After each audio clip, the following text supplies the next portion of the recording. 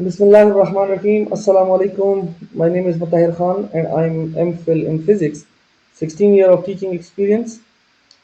Today I am explaining projectile motion और ये एक स्टूडेंट ने कहा है कि सर प्रोजेक्टाइल मोशन को एक्सप्लेन कर लें मेरे लिए। एम डी कैट की तैयारी कर रही है वो स्टूडेंट। तो ये प्रोजेक्टाइल मोशन जो है वो अगर आप ये पूरी वीडियो देख लेंगे तो आपको एम डी कैट के हवाले से इंशाल्लाह कोई मसला भी नहीं होगा। सो इसके पार्ट्स हैं, प्रोजेक्टाइल मोशन के कुछ पार्ट्स हैं, याद रखें कि एक ये है कि प्रोजेक्टाइल मोशन के बारे में बेसिक इंफॉर्मेशन है कुछ, वो आपको आनी चाहिए। बेसिक इंफॉर्मेशन, इसको मैं इस तरह डिवाइड करता हूँ कि बेसिक इन्फो आपके पास होनी चाहिए अबाउट प्रोजेक्टाइल, और आपके पास बेसिक इन्फो होनी चाहिए। उसके बाद ये मालूम होना चाहिए कि प्रोजेक्टाइल में हमें गिवन क्या होता है और what we can what we can or we are able to find, ये हमें मालूम होना चाहिए। और इसके अलावा कुछ और टर्म्स हैं और इसकी जो एप्लीकेशन है ये हमें मालूम होनी चाहिए। ये अगर हमें मालूम हो जाए तो फिर हम प्रोजेक्टाइल का जितना भी टॉपिक है वो हमारे लिए बहुत आसान हो जाएगा। तो देखें, let take start and suppose that this is x axis and this is y axis। तो ये x axis है और ये y axis है। और याद रखें कि प्रोजेक्टाइल की डेफिनेशन में हम ये कहते हैं कि सबसे पहला जो पॉइंट है वो ये है कि theta of the projectile is greater than 0 and less than 90 degree. This must be for projectile motion. दूसरी बात हम ये कहते हैं कि प्रोजेक्टाइल मोशन जो है वो हमारे पास टू डायमेंशनल मोशन है।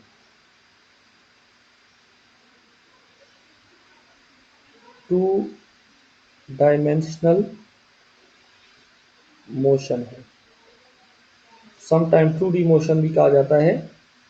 सो 2D मोशन, जिसमें हम जब प्रोजेक्टाइल को हिट करते हैं इस पॉइंट से, जिसके हम पॉइंट ऑफ प्रोजेक्शन कहते हैं, तो बेसिकली एट अ टाइम इसका एक्स और वाई कंपोनेंट होता है वेलोसिटी का।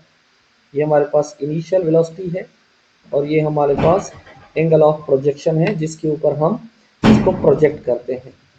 फिर ये हमारे पास ये प्रोजेक्टाइल इस तरह ट्रेवल करती है, इस तरीके से। लेट्स से ये ट्रेवल करती है यहाँ पे, आप देख सकते हैं कि ये हमारे पास इनिशियल एंगल है और ये हमारे पास इनिशियल वेलोसिटी है। याद रखें स्टूडेंट्स कि ये जो हमारे पास इनिशियल एंगल है इसे हम एंगल ऑफ प्रोजेक्शन कहते हैं। इस पॉइंट का ये जो एंगल है इसको हम क्या कहते हैं? Angle of projection. Angle of projection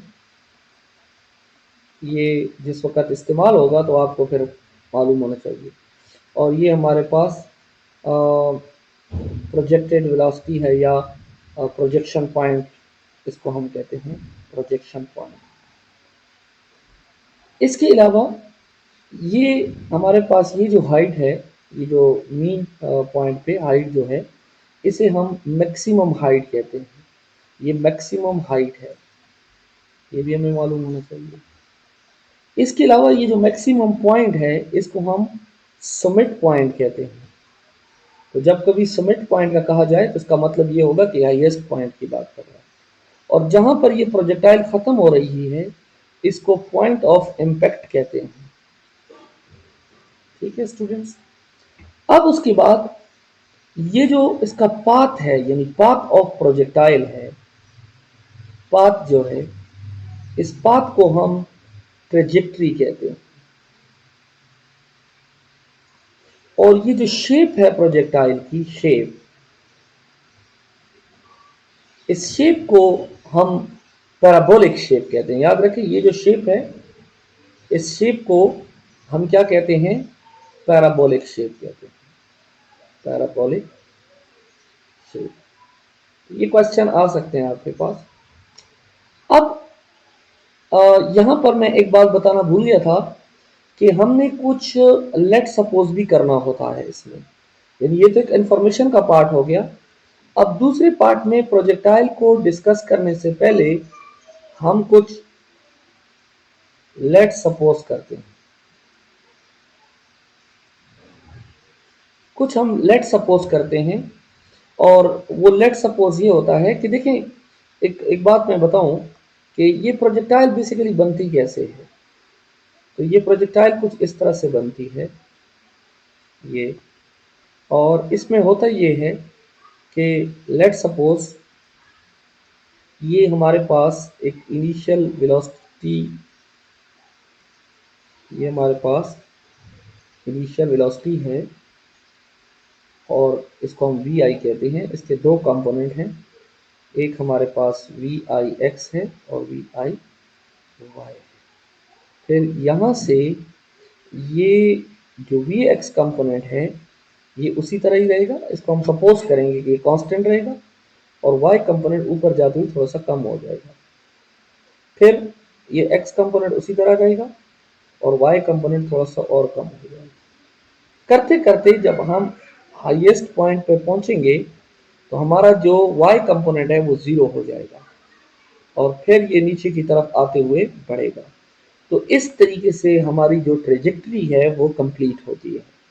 सो इसमें हम ये सपोज करते हैं कि वी आई एक्स कंपोनेंट जो है वो हमारा through out the journey constant रहेगा। दिस इज आवर सपोजिशन, क्योंकि हम ये कह रहे हैं कि हॉरिजेंटली कोई भी रेजिस्टेंट नहीं है, और ये वैसे आइडियल बात है। और ए एक्स जो है ये ज़ीरो होगा। अब ए एक्स क्यों ज़ीरो होगा? क्योंकि जब वेलोसिटी का एक्स कंपोनेंट कांस्टेंट होगा तो फिर ए एक्स जो है वो ज़ीरो होगा, और इसी तरह वी आई वाई जो है ये कांस्टेंट नहीं होगा, कांस्टेंट नहीं होगा। लेकिन जो ए वाई है it is always minus g. अब ये बहुत इंटरेस्टिंग बात है। इंटरेस्टिंग बात ये है कि हमने ये पढ़ा है कि जब कोई बॉडी ऊपर की तरफ जाती है तो उसकी जो एक्सेलरेशन होती है वो माइनस जी होती है, और जब वो नीचे की तरफ आती है तो वो प्लस जी होती है। लेकिन प्रोजेक्टाइल के केस में हम कहते हैं कि in the whole case we say that the value of a y means कि vertical acceleration is minus g. अब यहाँ पर सवाल पैदा होता है कि माइनस जी क्यों होगी, क्योंकि बॉडी तो अपवर्ड भी जाती है और डाउनवर्ड भी आती है। तो हम यहाँ पर ये सपोजिशन क्यों कर रहे हैं? सपोज नहीं कर रहे बल्कि बता रहे हैं क्यों इस तरह होता है। तो उसकी वजह ये है कि ये हमारा इनिशियल पॉइंट है, और फर्ज करें यहाँ की वेलोसिटी 10 है, तो यहाँ ऊपर जाएगी तो वेलोसिटी कम हो जाएगी, ये 8 हो जाएगी, ये वेलोसिटी 4 हो जाएगी। और याद रखें कि प्रोजेक्टाइल के केस में हाईएस्ट पॉइंट पर भी वेलोसिटी जीरो नहीं होगी। हमारी नॉर्मल वर्टिकल मोशन में हाईएस्ट पॉइंट पर वेलोसिटी जीरो होती है। अब ये भी सवाल आ सकता है कि हाईएस्ट पॉइंट के ऊपर जो हमारे पास वेलोसिटी है वो क्यों जीरो नहीं है? तो क्योंकि वहां पर x component as it is होता है, फिर ये आपका वाई कंपोनेंट फिर बढ़ता है तो आपकी वेलोसिटी बढ़ती है 4 से 8 और इस तरह।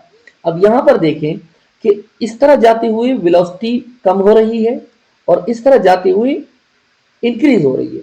तो फिर तो आप कहेंगे कि ऊपर जाते हुए जी की वैल्यू नेगेटिव हो, नीचे आते हुए पॉजिटिव हो। लेकिन हमारा जो इनिशियल पॉइंट है वो तो ये है, बाकी जितने भी पॉइंट है वो हमारे फाइनल पॉइंट है। All other points are final point, and you see that all final point velocity is less than uh, final velocity is less than initial velocity, means initial velocity is greater than final velocity. And we know from our basic physics, when initial velocity is greater, then acceleration will be negative acceleration. So students, इस वजह से हम लोग जो है हम ये कहते हैं कि in case of projectile the value of g is minus g. Now ये था इंट्रोडक्शन टू प्रोजेक्टाइल कि प्रोजेक्टाइल मोशन में होता क्या है। अब हमें गिवन क्या है? पहला स्टेप, हमें गिवन क्या है? हमें इनिशियल वेलोसिटी गिवन है, हमें इनिशियल एंगल गिवन है। अब इस इनिशियल वेलोसिटी के दो कंपोनेंट हैं, एक है वी आई एक्स जो कि वी आई कॉस थीटा के बराबर है, और एक है वी आई वाई जो कि वी आई साइन थीटा के बराबर है। ये चीजें हमें गिवन है। इन गिवन मालूमात की मदद से हम क्या मालूम कर सकते हैं, हम किसी भी वक्त प्रोजेक्टाइल की फाइनल वेलोसिटी को मालूम कर सकते हैं। सो फाइनल वेलोसिटी को कैसे मालूम करेंगे, तो अगर हमें इनिशियल वेलोसिटी मालूम हो तो हम ये इक्वेशन यूज कर सकते हैं, v f is equal to v i plus a t. लेकिन यहाँ पर हम अगर कहें कि फाइनल कंपोनेंट ऑफ एक्स, तो यहाँ पर हम initial component of x put करेंगे और एक्सेलरेशन की जगह ए एक्स पुट करेंगे। अब जैसा कि हम जानते हैं कि v i x v i cos theta के बराबर है और ए एक्स हमने कहा था जीरो है, तो इस वजह से हमारा जो फाइनल कंपोनेंट है वेलोसिटी का यानी कि वी एफ एक्स वो भी हमारा वी आई कॉस थीटा के बराबर होगा। आप देख सकते हैं कि जो वी आई एक्स है उसकी जो वैल्यू है और जो हमारे पास वी एफ एक्स है दोनों की वैल्यू एक जैसी है। इसका मतलब है कि हमारा जो वेलोसिटी का एक्स कंपोनेंट है वो हमेशा कांस्टेंट रहेगा। लेकिन दूसरी तरफ हम जब इसको वी एफ वाई के लिए करते हैं तो ये होगा v i sine theta, sorry अगर मैं इसको ऐसे कर लूँ v i y plus a y t, तो ये हो जाएगा we i sine theta minus g t. तो ये हमारे पास वेलोसिटी का फाइनल कंपोनेंट आ जाएगा। और हम जानते हैं कि जब हमारे पास कंपोनेंट्स मालूम हो यानी वी एफ और वी एक्स कंपोनेंट मालूम हो तो हम उस चीज़ का टोटल बता सकते हैं। तो v f x square plus v f y square under the root is equal to v f. तो इस तरह अब देखें, हम जो वी एफ एक्स मालूम कर रहे हैं तो उसमें हमें इनिशियल वेलोसिटी और थीटा चाहिए। हम जो वी एफ वाई मालूम कर रहे हैं तो इनिशियल और थीटा चाहिए। साथ में जी की वैल्यू कांस्टेंट है लेकिन किस टाइम के लिए हम पूछ रहे हैं, यानी किस वक्त हम कह रहे हैं कि प्रोजेक्टाइल की वैल्यू क्या होगी, तो वो टाइम सिर्फ हमें मालूम हो तो फिर हम फाइनल वेलोसिटी बता सकते हैं। और इसी तरह उस फाइनल पॉइंट पे उसका एंगल क्या होगा, तो जब हमें दो कंपोनेंट्स मालूम हो यानी हमें वी एफ एक्स और वी एफ वाई मालूम हो तो फिर हम एंगल बता सकते हैं कि आया एंगल क्या होगा। तो वो होगा tangent theta equal to v f y divided by v f x. तो फिर हम इस तरीके से उसका किसी भी वक्त एंगल इस फार्मूले से बता सकते हैं। तो अब तक हमने क्या सीखा, अब तक हमने ये सीखा कि हमारे पास प्रोजेक्टाइल मोशन क्या होती है और उससे हम किसी भी वक्त फाइनल वेलोसिटी मालूम कर सकते हैं। अब इसके बाद जो दूसरी इंपॉर्टेंट बात आती है वो आती है height of projectile. Height of projectile, अब देखिए हाइट ऑफ प्रोजेक्टाइल जो है वो कैसे आएगी, तो हम जानते हैं कि हमारे पास एक प्रोजेक्टाइल कैसे बनता है। ये देखें, ये हमारे पास एक्स एक्सिस है, ये हमारे पास वाई एक्सिस है और ये उसकी प्रोजेक्टाइल है, ये उसकी प्रोजेक्टाइल है और ये उसकी मैक्सिमम हाइट है। अब यहाँ पर स्टूडेंट्स एक बात याद रखें कि ये जो हाइट है ये वाई एक्सिस में है, तो हम इसके लिए डिस्टेंस फाइंड करने के लिए हम क्या करेंगे, हम s equal to v i t plus half a t square का फार्मूला यूज करेंगे। लेकिन अब यहाँ पर एक बहुत इंटरेस्टिंग बात है और वो ये है कि आप देख सकते हैं कि जो हाइट है वो हमारे पास y एक्सिस के अलोंग है, y एक्सिस के अलोंग है। तो हम इस s के साथ क्या लगा लेते हैं, हम s के साथ y लगा लेंगे, तो ये भी हो जाएगा वी आई,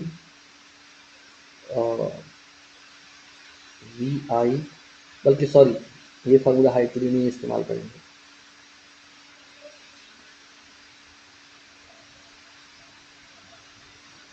ओके,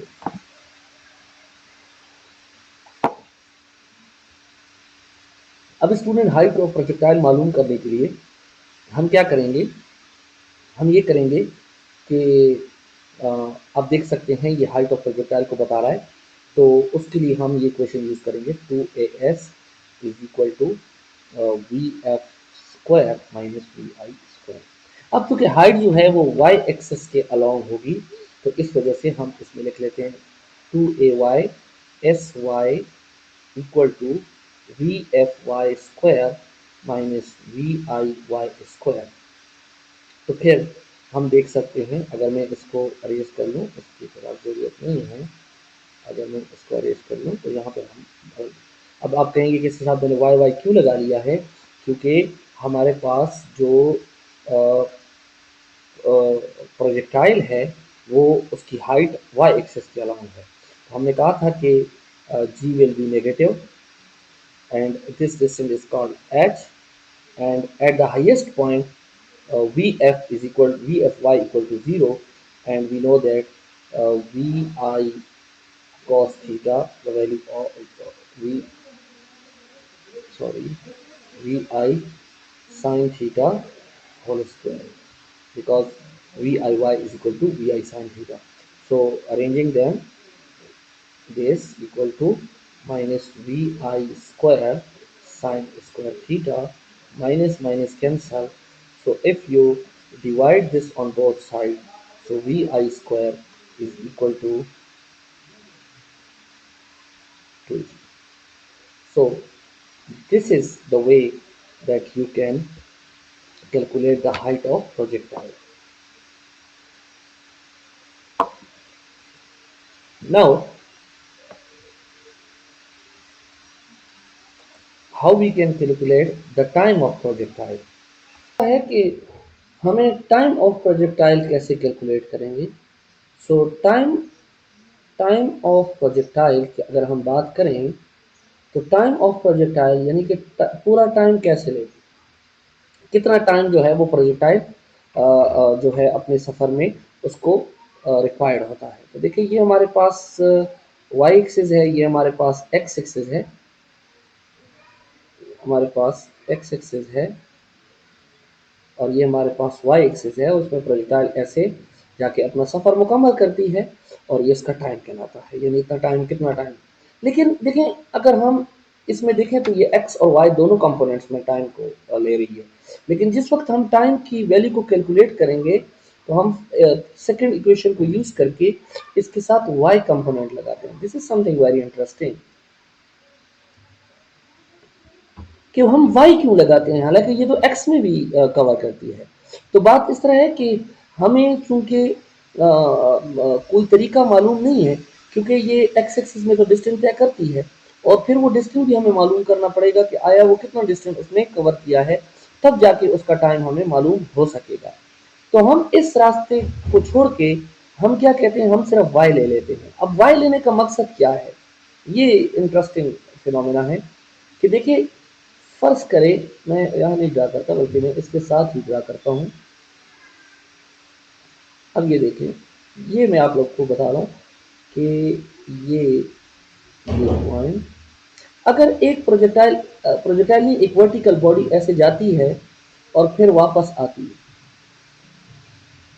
यानी अब देखें तो इन दोनों की हाइट तकरीबन बराबर है, दोनों की हाइट बराबर है, तो जाते हुए और आते हुए, और यहाँ पर आप देखें तो ये प्रोजेक्टाइल एक जैसा टाइम ले रही है। ये एक्सपेरिमेंटली वेरीफाइड है कि ये दोनों एक जैसा टाइम लेंगे। ये फिर कभी अगर हुआ तो एक्सप्लेन करेंगे कि क्यों ऐसा होता है, लेकिन बहरहाल ये आपको मालूम होना चाहिए, इसके मैं रीज़न दे रहा हूँ कि हम जिस वक्त टाइम कैलकुलेट करते हैं हम उसको प्रोजेक्टाइल मोशन की ये शेप नहीं देते, बल्कि हम उसको ये शेप कंसिडर करते हैं, क्योंकि दोनों का टाइम एक जैसा होगा। अब एक बॉडी यहाँ से ऐसे जाती है और फिर वापस आती है, तो इस दौरान उसका जो टोटल डिस्टेंस y के अलाउंग होता है वो तो 0 होता है। अब ये चीज अगर हम एक्स एक्सिस लेंगे तो वहां पर ये 0 नहीं होगा। और वी आई वाई हम जानते हैं, वी आई साइन थीटा, और टी की जगह हम कैपिटल टी, और वाई की जगह हमने पहले बात की थी, हम माइनस जी पुट कर लेते हैं तो टी स्क्वायर ये इस तरफ आ जाता है। तो 1/2 g t square equal to v i sine theta divided by t. तो अब अगर आप इसको कैलकुलेट करें तो ये एक टी कैंसिल हो जाएगा और आपके पास ये फार्मूला कुछ इस तरह से आ जाएगा, 2 vi sine theta divided by divided by 3। This is the full projectile time. और अगर आप हाफ प्रोजेक्टाइल का टाइम कैलकुलेट करना चाहते हैं तो इस टोटल टाइम को 2 पे डिवाइड करें। जब आप डिवाइड करेंगे तो आपके पास 2 vi sine theta divided by g, और 2 यहाँ पे आएगा कैंसिल हो जाएगा, तो आपका जो हाफ प्रोजेक्टाइल का टाइम है वो आपके पास आ जाएगा वी आई साइन थीटा। ये कभी आपके पास हाफ प्रोजेक्टाइल हो तो उसके लिए आप टाइम के लिए ये फॉर्मूला यूज करेंगे। अब उसके बाद हमारे पास जो नेक्स्ट पार्ट है वो है range of projectile. Range of projectile, range of projectile.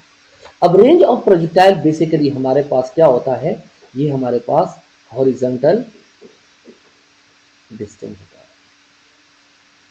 यानी अगर मैं सिंपल फॉर्म में कहूं तो ये एक्स एक्सिस का डिस्टेंस होता है।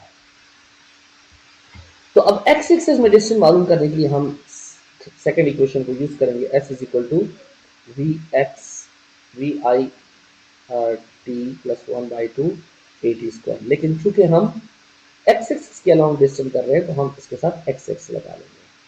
अब इस एक्स एक्सिस के डिस्टेंस को हम रेंज कहेंगे, और ये v i cos theta t, और हमें मालूम है कि ए एक्स जीरो है and zero multiply something zero, so v i cos theta into t. Students, अब हमने मालूम किया कि टाइम की फुल प्रोजेक्टाइल की जो वैल्यू है वो 2vi sine theta divided by g. तो यहाँ पे अगर हम पुट करेंगे cos theta into 2vi sine theta divided by g, तो फिर ये हमारे पास हो जाएगा we I square 2 sine theta cos theta divided by g. तो ये आपके पास रेंज का फार्मूला कुछ इस तरीके से आ जाएगा, वी आई स्क्वायर, और ये जो आपको नजर आ रहा है 2vi sine theta cos theta, इसकी वैल्यू होगी sine 2 theta divided by g. So this is the formula for the range of projectile. अब यहाँ पर एक आपको मैं इंटरेस्टिंग बात बताने लगा हूँ, और वो ये है कि किसी भी इक्वेशन में जब साइन आ जाए, किसी भी इक्वेशन में जब साइन थीटा आ जाए तो उसकी वैल्यू जब 1 होगी तो वो हमें मैक्सिमम रिजल्ट देगी। यानी किसी भी इक्वेशन में कॉस आ जाए उसकी जगह 1 लिख लें तो वो मैक्सिमम रिजल्ट कहलाएगा, और अगर साइन हो तब भी वो मैक्सिमम होगा। लेकिन यहाँ पे चूंकि साइन 2 थीटा है तो साइन 2 थीटा ये है तो साइन ही, तो इसकी वैल्यू यहाँ पर क्या लिखनी है, 1 लिखनी है। तो ये 1 लिखने के लिए अगर हम साइन को उस तरफ ले जाएं तो ये आपके पास इस तरह हो जाएगा, और साइन इनवर्स 90 के बराबर है, तो 2 time of 90 means theta will be equal to 45। अब ये हमें बता रहा है कि हमारे पास जो प्रोजेक्टाइल है उसमें 45 डिग्री पर सबसे मैक्सिमम रेंज होगी हमारे पास। सबसे मैक्सिमम रेंज जो होगी वो हमारे पास किस पे होगी, वो हमारे पास 45 डिग्री पे होगी। 45 डिग्री की जो रेंज है वो तमाम रेंज से ज़्यादा होगी किसी भी और रेंज से, और फिर उसके बाद 30 डिग्री की रेंज इससे कम होगी, और 60 डिग्री की भी कम होगी। यानी अगर आप इससे 45 से ऊपर जाते हैं तब भी रेंज आपके पास कम होगी, अगर नीचे आते हैं तब भी कम होगी। और दूसरी इम्पॉर्टेंट बात कि जिन जो दो थीटास का सम जो है वो 90 के बराबर होगा, उनकी प्रोजेक्टाइल की रेंज सेम होगी। फर्ज किया यहाँ पे 30 है और प्लस 60 है, तो इनका सम 90 है, तो इन दोनों की प्रोजेक्टाइल सेम होगी। फर्ज करें 15 है तो इसके साथ 75, तो इनसे 90 आता है, तो इन दोनों की प्रोजेक्टाइल सेम। अक्सर ये सवाल पूछा जा सकता है। तो स्टूडेंट्स, अब हम देख सकते हैं कि हमें इनिशियल वेलोसिटी गिवन थी, उसके दो कंपोनेंट थे, v i x, v i y. उसकी मदद से हमने वी एफ को मालूम किया, हमने फाइनल थीटा को मालूम किया, इनिशियल थीटा भी हमें मालूम था। उसके बाद हमने हाइट ऑफ प्रोजेक्टाइल को फाइंड किया, उसके बाद हमने टाइम ऑफ फ्लाइट को मालूम किया, उसके बाद हमने रेंज ऑफ प्रोजेक्टाइल को मालूम किया। हमने कहा कि कब ये मैक्सिमम और मिनिमम हो। एक दूसरा बहुत इंपॉर्टेंट क्वेश्चन पूछा जाता है, क्योंकि हम जानते हैं कि फाइनल पॉइंट पर जो हमारी वेलोसिटी होगी वो जीरो नहीं होगी, बल्कि उसका वी एक्स कंपोनेंट होगा। ये बहुत इंटरेस्टिंग बात है कि यहाँ पर उसके दोनों कंपोनेंट होंगे, लेकिन यहाँ पे जाके उसका वाई कंपोनेंट जीरो हो जाएगा। तो इसलिए वेलोसिटी तो उसके अंदर होगी, लेकिन वेलोसिटी कम होगी। सो हम जानते हैं कि हमारी जो एनर्जी है, काइनेटिक एनर्जी, वो हमारे पास एम वी आई स्क्वायर यानी कि वेलोसिटी पर डिपेंड करती है। तो फाइनल वेलोसिटी भी जीरो नहीं होगी। नॉर्मल हाइट पे जब नॉर्मली कोई बॉडी हाइट पे जाती है तो उसकी फाइनल वेलोसिटी क्या होती है, जीरो होती है। लेकिन यहाँ पर जीरो इसलिए नहीं होगी क्योंकि उसकी जो फाइनल वेलोसिटी है वो जीरो नहीं है, लेकिन फाइनल वेलोसिटी का जो कंपोनेंट है वो एक ही कंपोनेंट है, और वो कंपोनेंट आपके पास वी एक्स कंपोनेंट है। तो इसलिए जो फाइनल एनर्जी है वो है 1/2 m, और ये वी एक्स की जगह आ जाएगा we i cos theta whole square. तो ये आ जाएगा 1/2 m वी आई स्क्वायर कॉस स्क्वायर थीटा। तो अगर आप देखें इस फार्मूले को, तो यहाँ पर हमारे पास जो एनर्जी है वो इनिशियल एनर्जी है, cos of theta whole square.